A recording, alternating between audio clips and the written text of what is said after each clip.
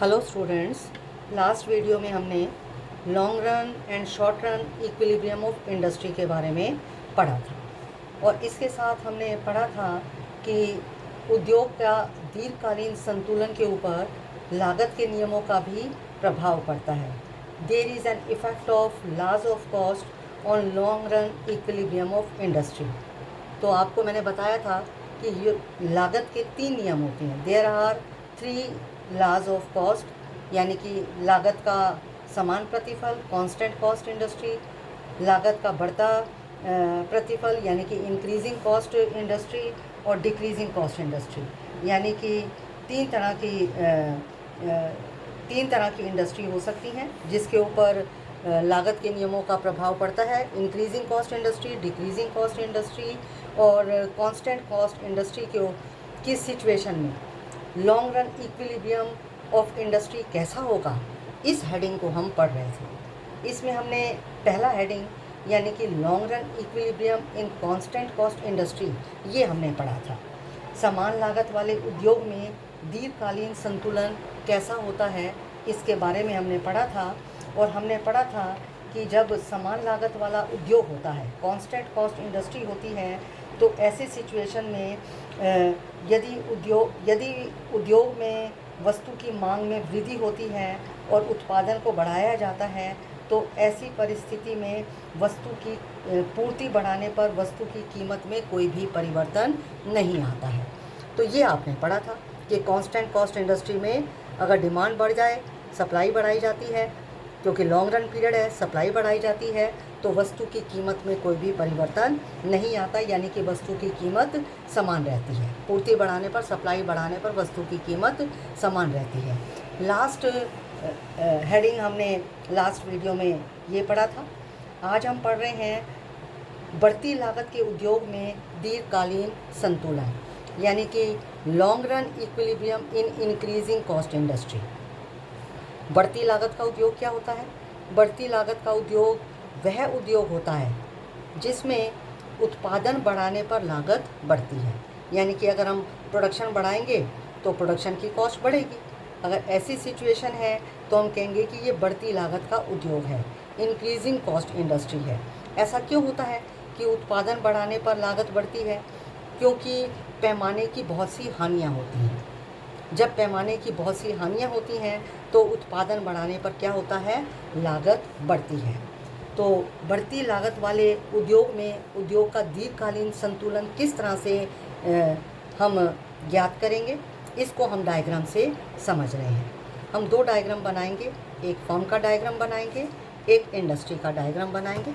देखिए, बढ़ती लागत के उद्योग में दीर्घकालीन संतुलन किस तरह से निकाला जाता है। एक्स एक्सिस पर हमने क्वांटिटी ली है, वाई एक्सिस पर रेवेन्यू एंड कॉस्ट लिया है, और इसी तरीके से ये इंडस्ट्री का है, ये फर्म का डायग्राम हम बना रहे हैं। एक्स एक्सिस पर हमने क्वांटिटी ली है, वाई एक्सिस पर हमने क्या लिया है?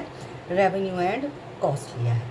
ठीक है, तो ये हम डिमांड लाइन डाल रहे हैं। ये डी हमारी है डिमांड लाइन, और इसके साथ अब हम डाल रहे हैं सप्लाई लाइन।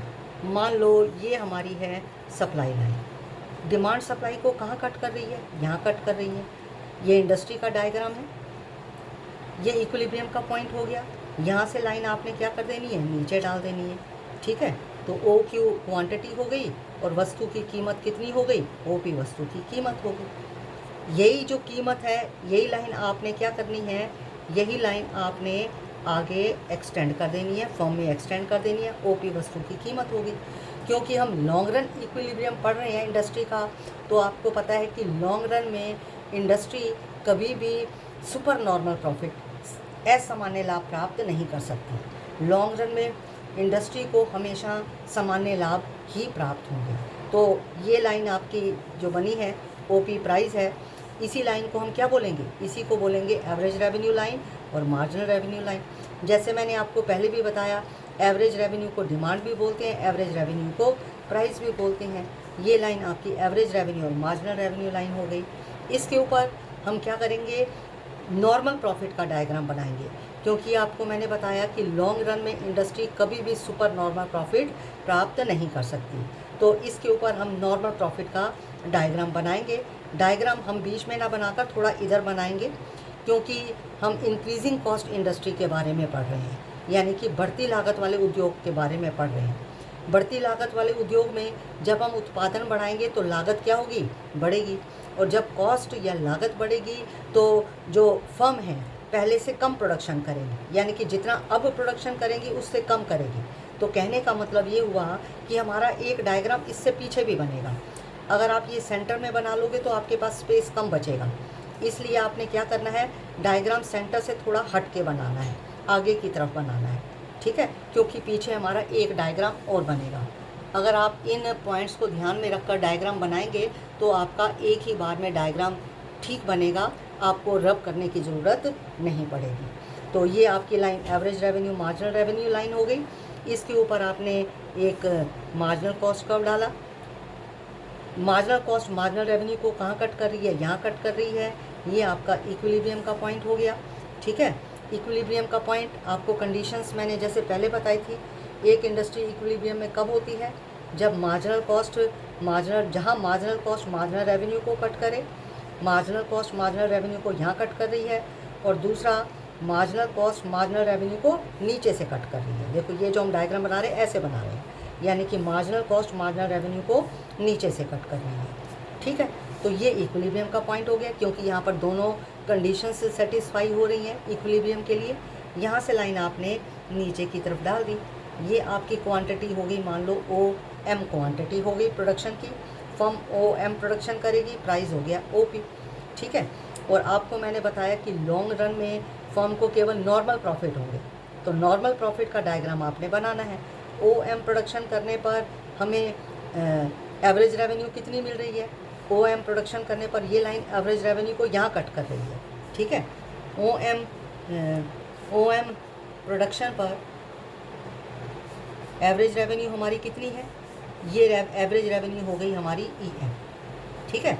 OM प्रोडक्शन के ऊपर एवरेज रेवेन्यू हमारी कितनी हो गई EM, ठीक है। एवरेज कॉस्ट कितनी है, एवरेज कॉस्ट हमारी कितनी है, एवरेज कॉस्ट के लिए हमें क्या करना है, क्योंकि लॉन्ग रन में नॉर्मल प्रॉफिट होते हैं, तो हमने इसी पॉइंट के ऊपर जितनी एवरेज रेवेन्यू उतनी एवरेज कॉस्ट होनी चाहिए, इसी पॉइंट के ऊपर हमने एवरेज कॉस्ट कर्व ड्रॉ कर देना है। तो इसको टच करता हुआ आपने एवरेज कॉस्ट कर्व ड्रॉ कर दिया। ये इसको कह दिया long run average cost curve, क्योंकि लॉन्ग टर्म पीरियड है, तो लॉन्ग टर्म पीरियड में लॉन्ग रन और शॉर्ट रन सब बराबर होते हैं। तो आपने इसी में ही आपने क्या करना है, इसी में ही आपने short run average cost curve भी बना देना है, क्योंकि लॉन्ग रन में शॉर्ट रन और short run average cost curve, long run average cost curve, short run marginal cost curve, long run marginal cost curve सब बराबर होते हैं। जैसे यहाँ मार्जिनल कॉस्ट लिखा है ना, इसको लॉन्ग रन लिख दो, और ऐसे ही अगर आप short run marginal cost curve बनाना चाहो वो बना दो। इसमें मैंने नहीं बनाया, क्योंकि जितने आप इसमें कर्व बनाओगे तो बहुत सारे कर्व इकट्ठे हो जाएंगे, इसलिए थोड़ा सा क्लैरिटी के लिए सिर्फ long run marginal cost curve बनाया है, शॉर्ट रन नहीं बनाया। अदरवाइज़ लॉन्ग रन में ये सब बराबर होते हैं, यानी कि long run marginal cost is equal to short run marginal cost is equal to short run average cost is equal to long run average cost, ये सब बराबर होते हैं। तो शॉर्ट रन और लॉन्ग रन एवरेज कॉस्ट तो यहाँ बनाए, लेकिन यहाँ मैंने short run marginal cost skip कर दिया, ताकि ज़्यादा कर्व इसमें ना बने और डायग्राम क्लियर हो। तो अब देखो एवरेज कॉस्ट हमारी कितनी है, ये OM प्रोडक्शन करने पर एवरेज कॉस्ट, ये लाइन एवरेज कॉस्ट को कहाँ कट कर रही है, एवरेज कॉस्ट को भी EM पे कट कर रही है, ठीक है। तो यानी कि एवरेज रेवेन्यू और एवरेज कॉस्ट दोनों बराबर हैं, ठीक है, ये दोनों बराबर हैं, यानी कि EM है। इसका मतलब है कि इंडस्ट्री को केवल नॉर्मल प्रॉफिट मिल रहे हैं, ठीक है, नॉर्मल प्रॉफिट मिल रहे हैं। अब हम मान लेते हैं कि मान लो डिमांड बढ़ गई, मार्केट में डिमांड बढ़ गई तो डिमांड लाइन ऊपर की तरफ शिफ्ट हो जाएगी। ये डिमांड बढ़कर D1 हो गई, ठीक है, डिमांड बढ़ गई D1, इसको D1 और D1 कह दिया, ठीक है। डिमांड बढ़ जाएगी, अभी सप्लाई नहीं बढ़ी है, तो सप्लाई वही है, तो नया डिमांड इस सप्लाई को कहाँ कट कर रहा है, यहाँ कट कर रहा है, यहाँ से लाइन यहाँ डाल दी, ठीक है। तो वस्तु की कीमत बढ़ जाएगी, OP से बढ़कर OP1 हो जाएगी। यही लाइन आपने क्या करनी है, इसी लाइन को आपने आगे की तरफ एक्सटेंड कर देना है, फर्म में एक्सटेंड कर देना है। प्राइस बढ़कर OP से OP1 हो गया, ठीक है, प्राइस बढ़कर क्या हो जाएगा, OP से OP1 हो जाएगा। अब ये जो लाइन हमारी है OP1, यानी कि इस लाइन को हम बोलेंगे नया, इस लाइन को हम क्या बोलेंगे, average revenue 1 is equal to marginal revenue 1। इसको क्या बोलेंगे, ये नया एवरेज रेवेन्यू और नया मार्जिनल रेवेन्यू। ठीक है, अब ये देखो, ये जो मार्जिनल कॉस्ट है इस नए एवरेज रेवेन्यू मार्जिनल रेवेन्यू को कहाँ कट कर रही है, यहाँ कट कर रही है। ये नया हमारा इक्विलिब्रियम का पॉइंट हो गया। ठीक है, और मार्जिनल कॉस्ट नीचे से भी कट कर रही है। ठीक है, दोनों कंडीशन सेटिस्फाई हो रही हैं, तो ये नया इक्विलिब्रियम का पॉइंट हो गया। ये लाइन, यहाँ से लाइन आपने क्या करनी, नीचे डाल देनी है। कीमत बढ़ गई तो फर्म क्या करेगी, फर्म पहले से ज़्यादा प्रोडक्शन करेगी। पहले OM प्रोडक्शन कर रही थी, अब फर्म क्या करेगी, ON प्रोडक्शन, यानी कि पहले से ज़्यादा प्रोडक्शन बढ़ गई, क्योंकि कीमत बढ़ने पर फर्म को फ़ायदा होगा, ज़्यादा प्रोडक्शन करेगी। ठीक है, और जब ज़्यादा प्रोडक्शन, कीमत बढ़ गई और फर्म ज़्यादा प्रोडक्शन कर रही है, तो अब ऐसी सिचुएशन में देखो फर्म को सुपर नॉर्मल प्रॉफिट हो रहे हैं, असामान्य लाभ हो रहे हैं। कैसे असामान्य लाभ हो रहे हैं, ON प्रोडक्शन करने पर आप देखो एवरेज कॉस्ट कितनी है। ये लाइन एवरेज कॉस्ट को कहाँ कट कर रही है, ये लॉन्ग रन एवरेज कॉस्ट देखें तो यहाँ कट कर रही है एवरेज कॉस्ट को। ठीक है, और ON प्रोडक्शन करने पर एवरेज रेवेन्यू कितना है, ये एवरेज कॉस्ट इतनी है, एवरेज रेवेन्यू तो अब ऊपर है, एवरेज रेवेन्यू इतना है। मान लो इसका नाम हमने दे दिया A और इसका नाम हमने दे दिया B। ठीक है, तो कीमत बढ़ने पर on increase in price, on increase in price, ठीक है, firm will earn super normal profit, firm will earn super normal profit. Firm को सुपर नॉर्मल प्रॉफिट हो रहा है।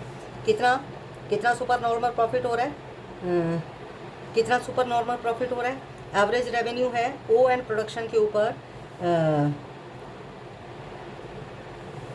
ON प्रोडक्शन के ऊपर एवरेज रेवेन्यू है AN और एवरेज कॉस्ट है BN। Firm will earn super normal profit of super normal profit which is AB firm super normal profit earn कर रही है। ठीक है, अब इसका इम्पैक्ट क्या होगा, इसका इम्पैक्ट क्या होगा, इसका इम्पैक्ट ये होगा कि जब फर्म सुपर नॉर्मल प्रॉफिट प्राप्त करेगी तो और फर्में, क्योंकि लॉन्ग रन पीरियड है, सुपर नॉर्मल प्रॉफिट मिल रहा है, तो और फर्में मार्केट में आएंगी, और मार्केट में आएंगी, प्रोडक्शन करेंगी, इससे क्या होगा, सप्लाई बढ़ जाएगी।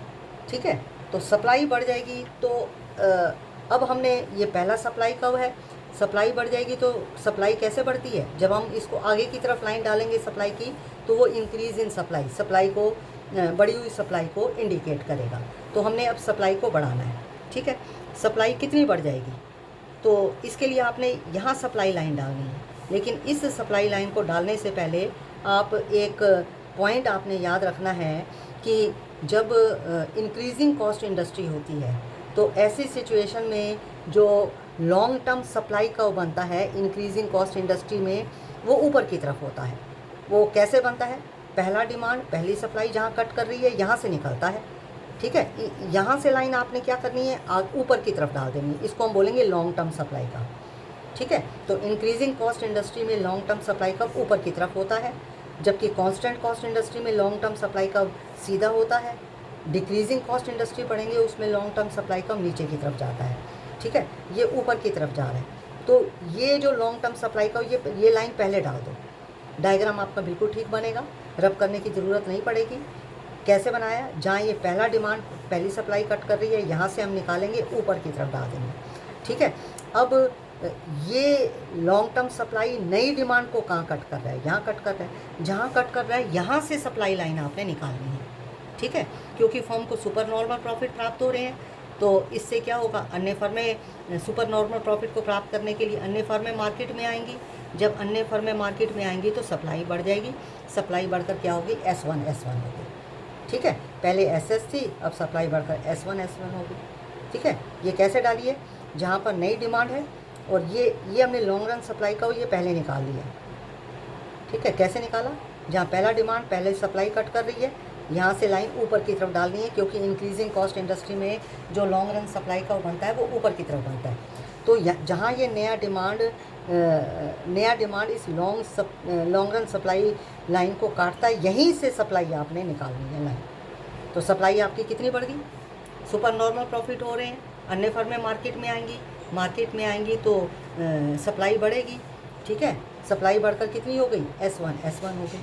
ठीक है, जब सप्लाई बढ़ेगी, जहाँ ये नया डिमांड और नई सप्लाई कट कर रहा है, यहाँ से आपने क्या करना है, फिर लाइन जहाँ ये बराबर है, यहाँ से लाइन आपने फर्म की तरफ लेके जानी है। ठीक है, तो अब जब सप्लाई बढ़ेगी तो वस्तु की कीमत पहले OP थी, फिर OP1 हो गई। अब वस्तु की कीमत क्या हो जाएगी, फिर कम हो जाएगी कीमत वस्तु की, क्योंकि सप्लाई बढ़ गई, कीमत फिर कम हो जाएगी।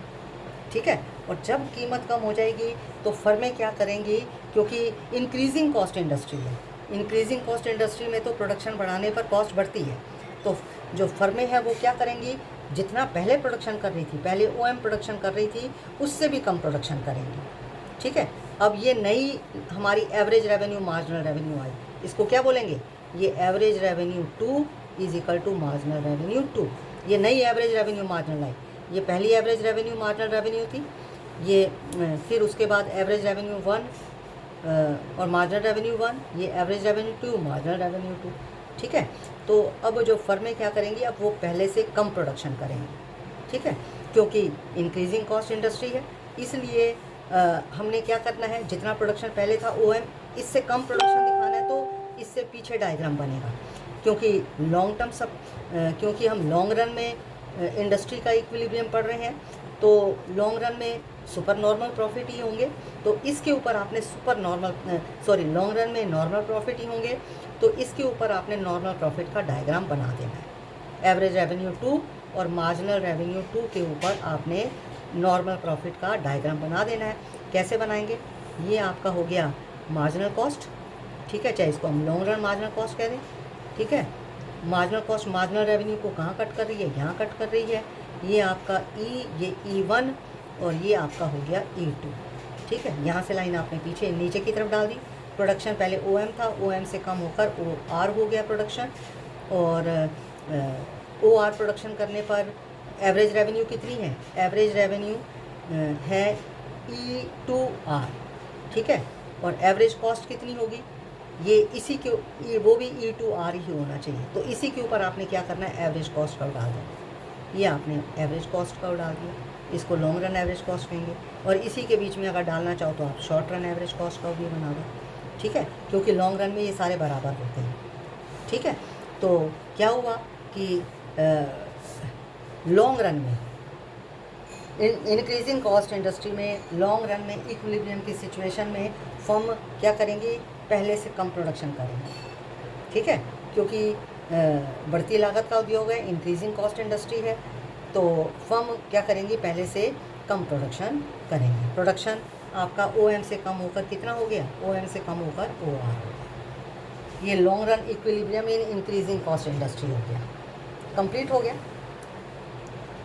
अब उसके बाद हमने नेक्स्ट हेडिंग इसमें पढ़ना है, घटती लागत वाले उद्योग में दीर्घकालीन संतुलन, long run equilibrium in decreasing cost industry. घटती लागत वाला उद्योग, डिक्रीजिंग कॉस्ट इंडस्ट्री क्या होती है, घटती लागत वाला उद्योग वह उद्योग होता है जिसमें उत्पादन बढ़ाने पर लागत कम होती है। नाम से पता चल रहा है डिक्रीजिंग कॉस्ट इंडस्ट्री, यानी कि अगर हम प्रोडक्शन बढ़ाएंगे तो प्रोडक्शन करने की कॉस्ट अगर कम हो रही है तो हम कहेंगे ये घटती लागत वाला उद्योग है। अब लागत कम क्यों होती है, क्योंकि पैमाने की बहुत सी बचतें प्राप्त होती हैं, इकोनॉमीज़ ऑफ स्केल प्राप्त होती हैं। पैमाने की बहुत सी बचतें, इकोनॉमीज़ ऑफ स्केल प्राप्त होती हैं। जब बहुत सी इकोनॉमीज़ ऑफ स्केल होती हैं तो ऐसी परिस्थिति में प्रोडक्शन करने की कॉस्ट कम होती है। ठीक है, तो घटती लागत वाले उद्योग में यानी कि डिक्रीजिंग कॉस्ट इंडस्ट्री में उद्योग का संतुलन, इक्विलिब्रियम ऑफ इंडस्ट्री हम कैसे निकालेंगे, ये हमने डायग्राम से समझना है। घटती लागत वाले उद्योग में इंडस्ट्री का इक्विलिब्रियम कैसे निकाला जाता है, तो कैसे बनेगा, ये देखिए, ये हमारा फर्म का डायग्राम है और ये हमारा फर्म का डायग्राम है, ये हमारा इंडस्ट्री का डायग्राम। ठीक है, डिक्रीजिंग कॉस्ट इंडस्ट्री है, ये एक्स एक्सिस पर आउटपुट लिया, वाई एक्सिस पर रेवेन्यू एंड कॉस्ट लिया। फर्म में भी एक्स एक्सिस पर आउटपुट लिया, वाई एक्सिस पर रेवेन्यू एंड कॉस्ट लिया। ठीक है, तो घटती लागत वाला उद्योग है, डिक्रीजिंग कॉस्ट इंडस्ट्री है। तो ऐसे सिचुएशन में डायग्राम कैसे बनेगा, पहले इंडस्ट्री का डायग्राम बनाएंगे। ये हमारी हो गई डिमांड, डी हमारी हो गई डिमांड, ठीक है। घटती लागत वाले उद्योग में प्रोडक्शन करने पर क्योंकि लागत कम होती है तो ऐसी सिचुएशन में फर्म क्या करेगी, पहले से भी ज़्यादा प्रोडक्शन करेगी, ठीक है। तो फर्म का प्रोडक्शन जो होगा, पहले जो शुरू में हम प्रोडक्शन दिखाएंगे उससे ज़्यादा प्रोडक्शन होगा, ठीक है। तो जो सप्लाई लाइन हमने पहली बनानी है वो थोड़ी ऊपर बनानी है, बीच में नहीं बनानी, सेंटर से थोड़ी ऊपर बनानी है, ये ध्यान में रखना है, क्योंकि डायग्राम हमारा एक पीछे की तरफ भी आएगा। तो ये हमने ले लिया, मान लो ये हमने ले लिया सप्लाई लाइन, ठीक है। डिमांड और सप्लाई कहाँ बराबर है, डिमांड सप्लाई यहाँ बराबर है। इंडस्ट्री कितना प्रोडक्शन कर रही है, OQ प्रोडक्शन कर रही है, कीमत कितनी है, OP है। इसी को आपने फर्म की तरफ एक्सटेंड कर दिया, जब आपने इसी को फर्म की तरफ एक्सटेंड किया, कीमत हो गई OP, ठीक है। क्योंकि मैंने अभी आपको बताया कि घटती लागत का उद्योग है, डिक्रीजिंग कॉस्ट इंडस्ट्री है। डिक्रीजिंग कॉस्ट इंडस्ट्री में तो प्रोडक्शन बढ़ाने पर लागत हमारी कम होती है, ठीक है। तो इसलिए फर्म ज़्यादा प्रोडक्शन करेगी, तो पहले से भी ज़्यादा प्रोडक्शन करेगी। तो शुरू में जो हमने प्रोडक्शन दिखाना है सेंटर से इधर दिखाना है, क्योंकि बाद में प्रोडक्शन हमारा और बढ़ेगा, तो डायग्राम हमारा और आगे की तरफ आएगा, ठीक है। क्योंकि long run equilibrium moment of industry के बारे में पढ़ रहे हैं, तो लॉन्ग रन में तो फर्म को नॉर्मल प्रॉफिट ही होगा।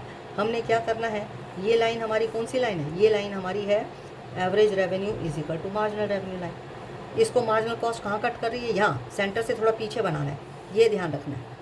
ये मार्जिनल कॉस्ट, इसको लॉन्ग रन मार्जिनल कॉस्ट आप कह दो, ठीक है। मार्जिनल कॉस्ट मार्जिनल रेवेन्यू को कहाँ कट कर रही है, यहाँ कट कर रही है, ये इक्विलिब्रियम का पॉइंट हो गया। फर्म कितना प्रोडक्शन कर रही है, OM प्रोडक्शन कर रही है, कीमत कितनी हो गई, OP कीमत हो गई, ठीक है।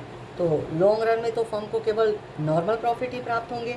तो OQ प्रोडक्शन करने पर एवरेज रेवेन्यू कितनी है, OM प्रोडक्शन, अगर OM प्रोडक्शन हो रहा है, एवरेज रेवेन्यू हमारी कितनी है,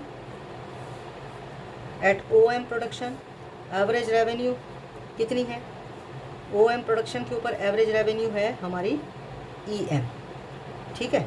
तो एवरेज कॉस्ट भी हमारी EM होनी चाहिए, इसीलिए इसी पॉइंट के ऊपर हमने एवरेज कॉस्ट कर्व डाल दिया। ये long run average cost curve है, ठीक है। EM एवरेज रेवेन्यू कितना है, EM है। एवरेज कॉस्ट भी हमारी कितनी है, OM प्रोडक्शन करने पर एवरेज कॉस्ट भी हमारी कितनी है, EM है। यानी कि ये दोनों बराबर है, दोनों बराबर है, तो इसका मतलब है नॉर्मल प्रॉफिट हो रहा है। क्योंकि दोनों बराबर है तो इसका मतलब है नॉर्मल प्रॉफिट हो रहा है। इसी लॉन्ग रन एवरेज कॉस्ट में आपने शॉर्ट रन एवरेज कॉस्ट को भी बना दिया, ठीक है। क्योंकि लॉन्ग टर्म पीरियड में ये सब बराबर होते हैं। Short run average cost is equal to long run average cost is equal to long run marginal cost is equal to short run marginal cost. एक हम शॉर्ट रन मार्जिनल कॉस्ट डालना चाहे डाल सकते हैं, लेकिन क्योंकि बहुत सारे कर्व हो जाएंगे, क्लैरिटी कम हो जाएगी, इसलिए हमने उसको इग्नोर कर दिया, ठीक है। तो आपको क्या पता चला कि लॉन्ग रन में फर्म को नॉर्मल प्रॉफिट हो रहे हैं। अब हमने क्या करना है, मान लो डिमांड बढ़ जाती है, पहले डी डिमांड थी, मान लो डिमांड बढ़ जाती है, ठीक है। पहले डिमांड कितनी हो रही थी, डी डिमांड थी, अब डिमांड बढ़ जाती है। डिमांड बढ़कर ये डिमांड लाइन हमने डाल दी, D1 डिमांड हो गई। अभी सप्लाई नहीं बढ़ी है, ये नई डिमांड सप्लाई को कहाँ कट कर रहा है, यहाँ कट कर रहा है। जब डिमांड बढ़ जाएगी, सप्लाई तो बढ़ी नहीं, कीमत बढ़ जाएगी, कीमत बढ़कर OP1 हो जाएगी। यही लाइन आपने क्या करनी है, आगे फर्म की तरफ एक्सटेंड कर देंगे, ठीक है। यही लाइन आपने एक्सटेंड कर दी, कीमत OP1 हो गई, ठीक है। अब आप देखो, ये हमारी हो गई नई average revenue 1 is equal to marginal revenue 1, ठीक है। इस जब कीमत बढ़ेगी तो फर्म क्या करेंगी, अपना प्रोडक्शन बढ़ाएंगी, ठीक है। अब आप देखो, ये जो लॉन्ग टर्म मार्जिनल कॉस्ट है, इस नई मार्जिनल रेवेन्यू 1 को कहाँ कट कर रहा है, यहाँ कट कर रहा है, ठीक है। Long term marginal cost marginal revenue को यहाँ कट कर रहा है। यहाँ से लाइन आप क्या करोगे, नीचे की तरफ डाल दोगे, ये नीचे की तरफ आपने लाइन डाल दी, ठीक है। क्योंकि कीमत बढ़ गई, फर्म पहले से ज़्यादा प्रोडक्शन करेगी, OM कर रही थी, अब ON प्रोडक्शन करेगी। अब देखो, ON प्रोडक्शन करने पर एवरेज रेवेन्यू कितनी है, एट ON प्रोडक्शन, अगर ON प्रोडक्शन किया जाता है तो एवरेज रेवेन्यू हमारी कितनी है, ये लाइन एवरेज रेवेन्यू को कहाँ कट कर रही है, यहाँ कट कर रही है। इसका नाम मान लो हमने दे दिया ए, ठीक है। Average revenue is equal to A N, ठीक है। और मार्जिनल और आपकी एवरेज रेवेन्यू ए एन है, और average cost, average revenue A N है, एवरेज कॉस्ट कितनी है। ये लाइन देखो एवरेज कॉस्ट को कहाँ कट कर रही है, यहाँ कट कर रही है, यानी कि इसको हमने बी नाम दे दिया। Average cost is equal to B N, ठीक है, ठीक है। तो इसका मतलब क्या हुआ, average revenue is greater than average cost. कितना ग्रेटर है, एवरेज रेवेन्यू एवरेज कॉस्ट से कितनी ग्रेटर है, यानी कि ए बी के बराबर ज़्यादा है, ठीक है। ये हमारा क्या कहलाएगा, ये सुपर नॉर्मल प्रॉफिट कहलाएगा। ये सुपर नॉर्मल यानी कि फर्म को A be super normal profit हो रहे हैं।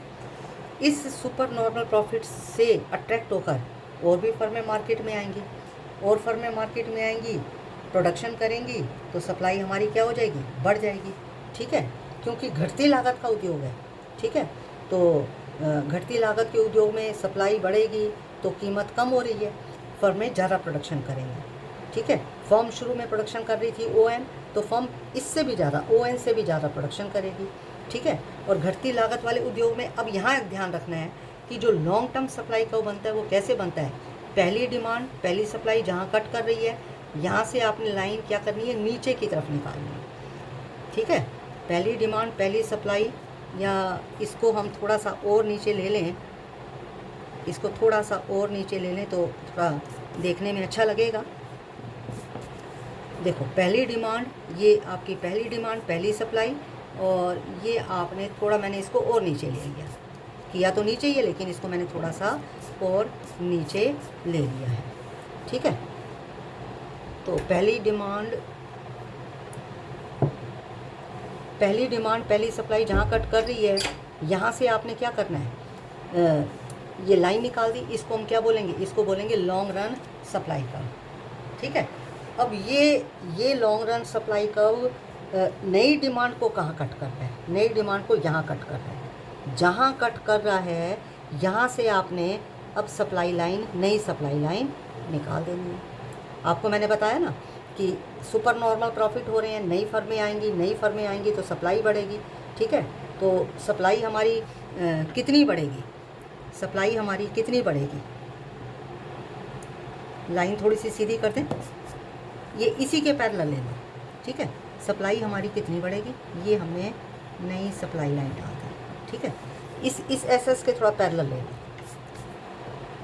तो ये नई सप्लाई लाइन है, S1 सप्लाई लाइन होगी, ठीक है। नई डिमांड नई सप्लाई जहाँ कट कर रही है, नई डिमांड नई सप्लाई जहाँ कट कर रही है, यहाँ से आपने क्या करनी है, लाइन निकालनी है, ये फर्म की तरफ लेके जानी है। ये लाइन निकाली आपने, फर्म की तरफ लेके जाएंगे, क्योंकि घटती लागत का उद्योग है, ठीक है। फर्में सप्लाई बढ़ाएंगी, सप्लाई बढ़ा रही हैं, पूर्ति बढ़ गई, घटती लागत का उद्योग है, पूर्ति बढ़ेगी तो वस्तु की कीमत कम हो जाएगी। शुरू में OP थी, फिर OP1 हो गई, कीमत कितनी हो जाएगी, अब OP2 हो जाएगी। घटती लागत का उद्योग है, उत्पादन बढ़ाने पर लागत कम हो रही है, ठीक है। क्योंकि उत्पादन बढ़ाने पर क्या हो रही है, लागत कम हो रही है, ठीक है। तो ये अब इंडस्ट्री की सप्लाई भी बढ़ गई, इंडस्ट्री की सप्लाई पहले OQ थी, बढ़कर OQ1 हो गई। फर्म की सप्लाई शुरू में कितनी थी, फर्म सप्लाई कर रही थी, फर्म OM से ON सप्लाई कर रही थी, ठीक है। घटती लागत वाले उद्योग में अब क्या करेगी, फर्म पहले से ज़्यादा प्रोडक्शन करेगी, ठीक है। तो हमारा अब ये नया average revenue 2 is equal to marginal revenue 2 है। इसके ऊपर आपने नॉर्मल प्रॉफिट का डायग्राम बना देना है।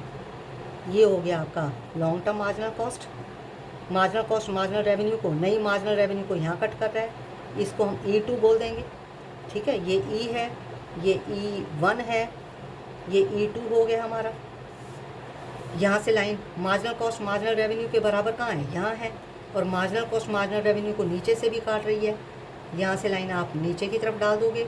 अब फर्म शुरू में OM प्रोडक्शन कर रही थी, अब फर्म का प्रोडक्शन बढ़कर कितना हो जाएगा, OR, ठीक है। और क्योंकि लॉन्ग टर्म पीरियड है, फर्म को होंगे तो सामान्य लाभ ही, तो OR प्रोडक्शन करने पर एवरेज रेवेन्यू कितनी है? एवरेज रेवेन्यू है, इसका नाम दे दिया, इसका नाम मान लो ये E2 ही है, E2R। एवरेज रेवेन्यू इतनी है, एवरेज कॉस्ट कितनी है? एवरेज कॉस्ट भी इतनी आएगी।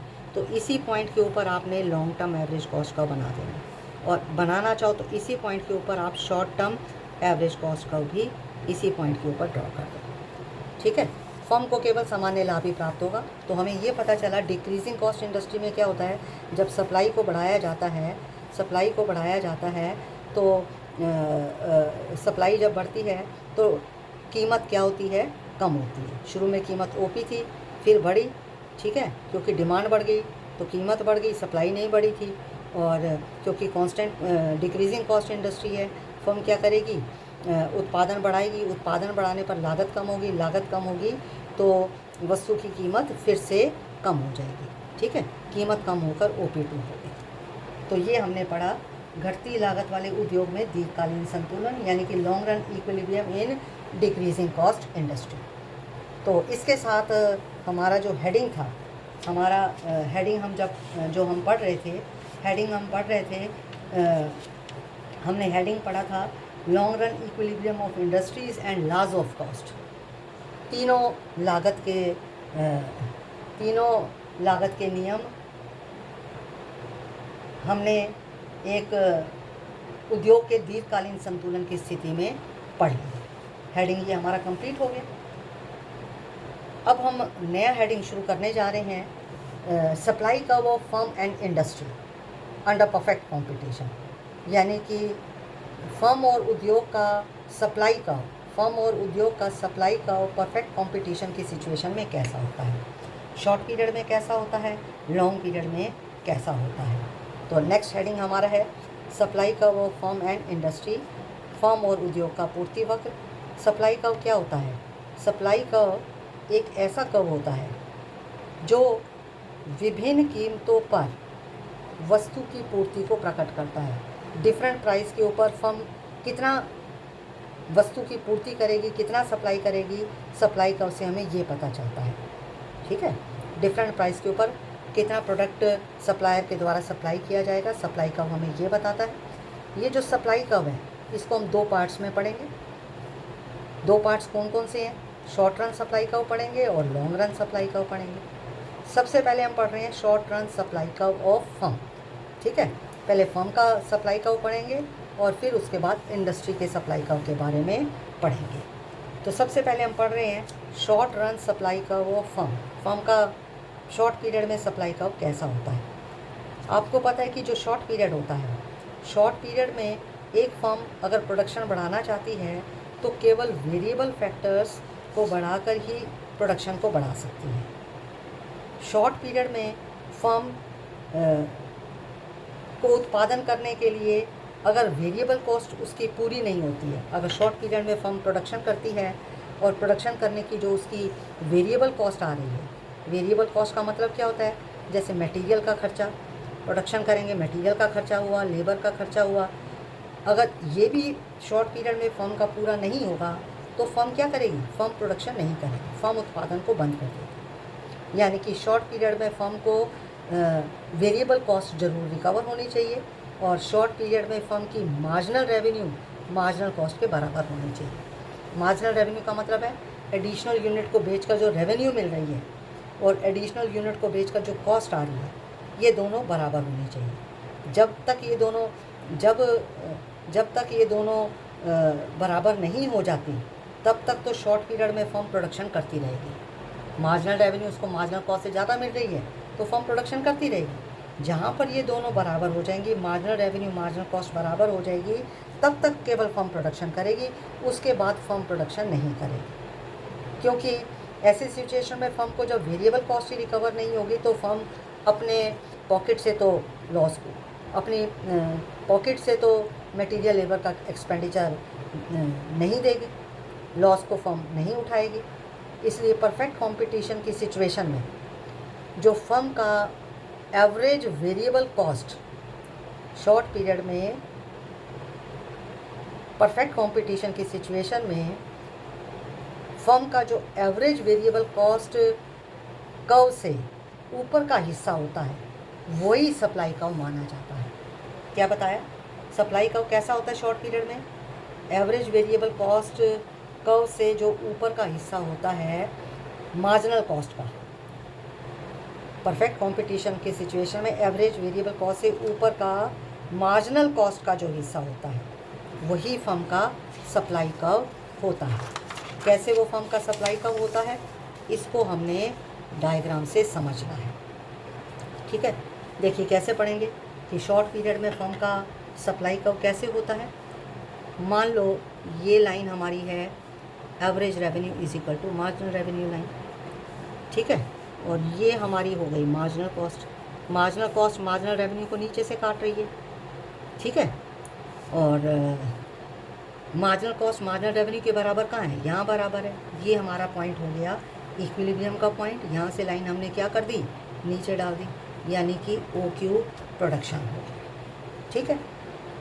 और अब मान लो इस ओ क्यू प्रोडक्शन करने के लिए एवरेज रेवेन्यू कितनी मिल रही है? एवरेज रेवेन्यू ई क्यू मिल रही है at O Q production. O Q production पर एवरेज रेवेन्यू कितनी मिल रही है? ई क्यू मिल रही है, ठीक है। तो इसी के ऊपर मान लो हमने एक बना दी एवरेज वेरिएबल कॉस्ट, ये बना दिया एवरेज वेरिएबल कॉस्ट का। एवरेज वेरिएबल कॉस्ट कितनी है? ओ क्यू प्रोडक्शन करने पर एवरेज वेरिएबल कॉस्ट भी ई क्यू आ रही है, यानी कि जो प्रोडक्शन करने की मटेरियल लेबर का खर्चा है, वेरिएबल कॉस्ट है, वो भी इतनी है। एवरेज रेवेन्यू भी इतना मिल रहा है, एवरेज वेरिएबल कॉस्ट भी इतनी मिल रही है, ठीक है। कहने का मतलब है मटेरियल लेबर का खर्चा केवल रिकवर हो रहा है, ठीक है। अगर फर्म को ये जो कीमत ओपी कीमत है, ये ओपी कीमत भी नहीं मिलेगी, यानी कि एवरेज वेरिएबल कॉस्ट भी नहीं मिलेगी, तो फर्म क्या करेगी? फर्म प्रोडक्शन को बंद कर देगी, यानी कि ओ क्यू प्रोडक्शन करने पर फर्म को मिनिमम ओपी प्राइस मिलना चाहिए। ओपी प्राइस से कम प्राइस होगा तो फर्म क्या करेगी? प्रोडक्शन को बंद कर देगी, ठीक है। मान लेते हैं वस्तु की कीमत मार्केट में बढ़ गई। कीमत बढ़कर कितनी हो गई? मान लो वस्तु की कीमत बढ़कर हो गई OP1 या इसको average revenue 1 is equal to marginal revenue 1 कह दिया, ठीक है। Average revenue 1 is equal to marginal revenue 1 हो गया। तो ये जो नई एवरेज रेवेन्यू लाइन है ये मार्जिनल कॉस्ट को कहाँ कट कर रही है? यहाँ कट कर रही है, ठीक है। ये नया इक्विलिब्रियम का पॉइंट हो गया। तो ऐसी सिचुएशन में फर्म क्या करेगी? अगर उसको कीमत ज़्यादा मिल रही है, फर्म अपना प्रोडक्शन पहले ओ क्यू कर रही थी, प्रोडक्शन बढ़ाकर क्या कर देगी? OQ1 कर देगी, फर्म प्रोडक्शन को बढ़ा देगी, ठीक है। अगर कीमत बढ़ गई तो फर्म प्रोडक्शन को बढ़ा देगी। तो एक फर्म का सप्लाई कर्व किस तरह से होता है? शॉर्ट पीरियड में फर्म का सप्लाई कर्व कैसा होता है? जो फर्म का सप्लाई कर्व है, जो मिनिमम प्राइस है ना, वहाँ से शुरू होता है। ये जो मार्जिनल कॉस्ट का वो हिस्सा जो कि एवरेज वेरिएबल कॉस्ट से ऊपर है, यानी कि ये हिस्सा मार्जिनल कॉस्ट का वो हिस्सा जो एवरेज वेरिएबल कॉस्ट से ऊपर है, ठीक है। यहाँ से लेकर इसको क्या बोलेंगे? इसको सप्लाई बोलेंगे। ये सप्लाई कहलाती है। जो मार्जिनल कॉस्ट का हिस्सा जो है ना, ये इसको हम क्या बोलेंगे? सप्लाई बोलेंगे, ठीक है। ओपी मिनिमम प्राइस उसको मिलना चाहिए। तो ये हमने पढ़ा शॉर्ट रन में फर्म का सप्लाई का। अब हमने पढ़ना है शॉर्ट रन में इंडस्ट्री का सप्लाई कर्व कैसा होता है। Short run supply curve of industry, उद्योग का अल्पकालीन पूर्ति वक्त कैसा होता है। इंडस्ट्री आपको पता है किसको बोलते हैं? ग्रुप ऑफ फर्म्स को हम इंडस्ट्री बोलते हैं। फर्मों के समूह को हम उद्योग के नाम से जानते हैं। सभी फर्मों के सप्लाई कर्व को अगर हम जोड़ दें तो वो उद्योग का पूर्ति वक्र बन जाता है, ठीक है। फर्मों के समूह को क्योंकि उद्योग कहा जाता है, सभी फर्मों के सप्लाई कर्व को अगर हम जोड़ देंगे तो वो क्या बन जाएगा? वो इंडस्ट्री का सप्लाई कर्व बन जाएगा। कैसे? ये हम डायग्राम से समझ रहे हैं। फर्मों के सप्लाई कर्व के जोड़ को इंडस्ट्री का सप्लाई कर्व कहा जाता है। दो डायग्राम बनेंगे, एक फर्म का डायग्राम बनेगा और एक इंडस्ट्री का डायग्राम बनेगा, ठीक है। ये हमारा हो गया एक्स एक्सिस पर हमने ले लिया आउटपुट और वाई एक्सिस पर हमने ले लिया रेवेन्यू एंड कॉस्ट, ठीक है। वाई एक्सिस पर क्या लेंगे? रेवेन्यू एंड कॉस्ट, और ये वाई हो गया एक्सिस, और यहाँ लिख दिया हमने रेवेन्यू एंड कॉस्ट। ये लाइन हमारी हो गई average revenue is equal to marginal revenue. ये कहाँ कट कर रही है, ये मार्जिनल कॉस्ट होगी, ठीक है। मार्जिनल कॉस्ट मार्जिनल रेवेन्यू को कहाँ कट कर रही है, यहाँ कट कर रही है, यहाँ से लाइन नीचे डाल दी।